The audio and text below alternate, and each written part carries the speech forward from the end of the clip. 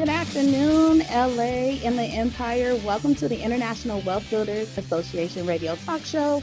I'm your host, LaToyaTillett on KCAA Broadcasting Network. I'm here live in the beautiful Dominican Republic with my special celebrity guest today, Peter Gunz. Now, if you don't know who Peter Gunz is, Who is? you should remember this song. So how'd it go? Come on, Peter, do a little bit Lead for me us. off to the heart, but got love for all. Lion die in the fire where I learned the ball. Uptown is the place where I lay in my dome. On the streets of the Bronx where my family roam. If it wasn't for the Bronx, trap shit probably never would be going on. So tell me where you from. That's right. I got the one and only Peter Gunz in the building. So let me tell you a little bit about myself. My name is LaToyaTillett. I am your host. I'm the broker owner of Tillett Realty Group and CEO of Tax Plus Financial Services. My broker license number is 014-789-74. What I do is I help my clients put together diverse portfolios that include commercial, residential, and international properties while maximizing their tax benefits. So that's a little bit about myself.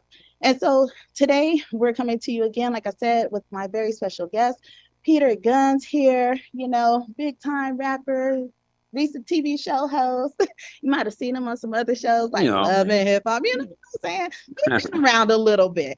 So we're going to talk to him a little bit today about what he's up to, kind of how he got started in his career, and also leading him to why he's here in the Dominican Republic with us while we are working to build international wealth.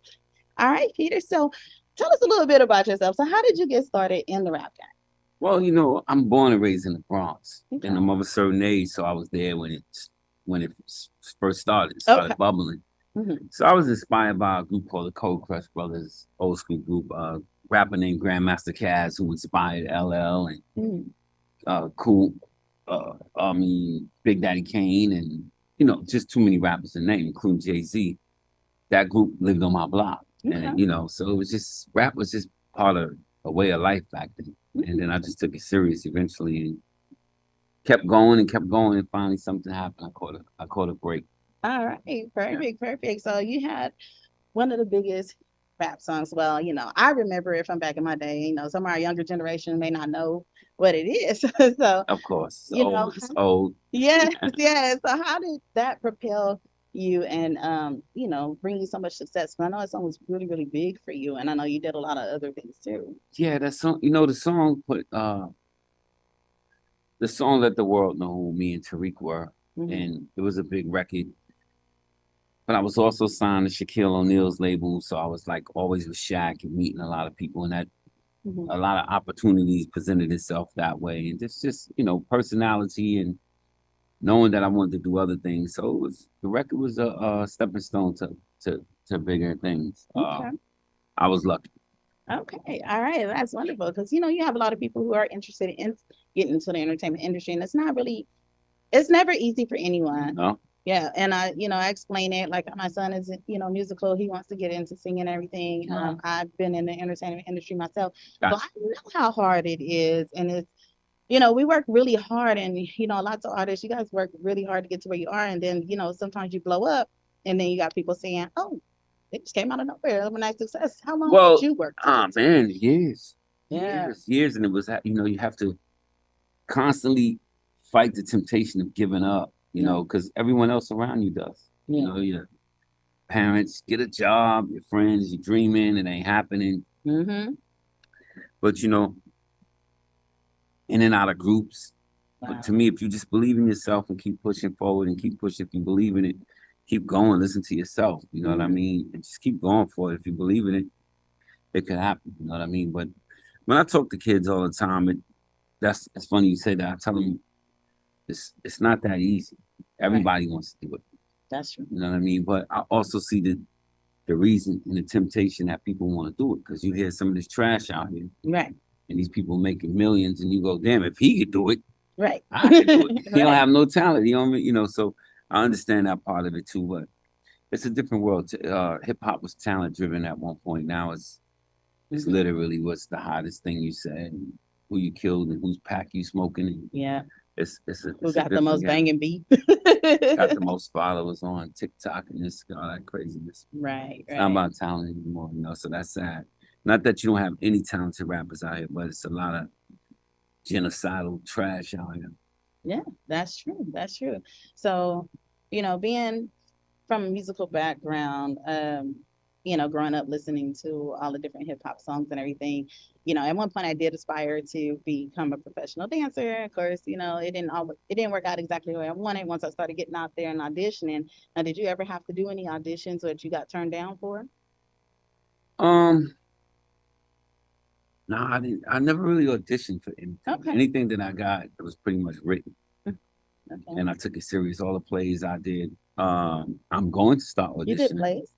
Yeah, I did. Really? Yeah, a couple plays. Okay, see, I didn't know that. Yeah, I love acting. Okay. Love to act. I had no idea. I don't like doing plays though. Okay. I've done it, but I don't like to see repetition. You gotta do the same thing every night. Right.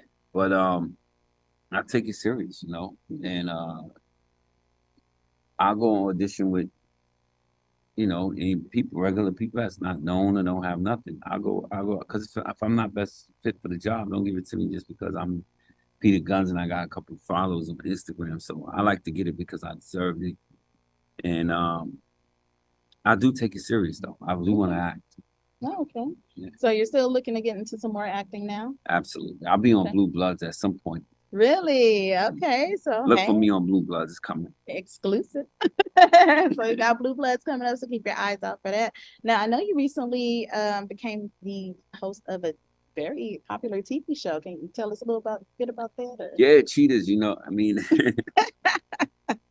of all people, they put Peter on Cheetahs.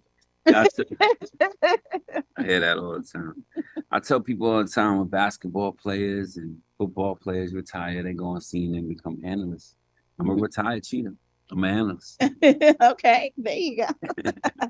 So how have you enjoyed handling the show? I mean, going in, you're pretty much going through someone who's going through catching their partner cheating on them. So how does that make you feel? It brings up some memories, you know what I mean?